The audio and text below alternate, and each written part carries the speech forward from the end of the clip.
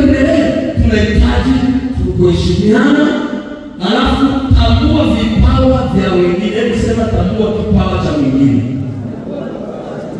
Kuna wakati Paulo alisema, ameandika katika Wagalatia, walipoiona neema iliyo juu yangu, walipoitambua neema niliyoipewa, wakanipa mkono wa shirika mimi niende kwa mataifa nao wawahudumie wengine. Kwa hiyo naomba tambua vipawa vya wengine, ona baraka iliyo ndani ya wengine. Wakati ukisifu hapa, naona huyu mama anapokea, mwingine anapokea, mwingine anapokea, hata kama hayuko kwenye ile praise team, lakini tunatambua ya kwamba kuna neema aliyopewa. Hebu tambua kipawa cha mwingine. Ukimwangalia mwingine, uone neema ya Mungu juu yake.